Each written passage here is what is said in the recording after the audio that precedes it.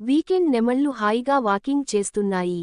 నిత్యం బిజీగా ఉండే Jubilee Hills KBR park walkway long వీకెండ్తో పాటు రాఖీ పండుగ సందర్భంగా కాస్త ఖాళీగా మారింది.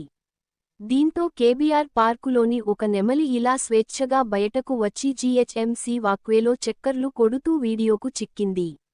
సాధారణంగా మనుషులను చూస్తే నెమలి పారిపోతుంది. కానీ భయపడకుండా సాధారణంగా నడుచుకుంటూ వెళ్లడం కొసమెరుపు.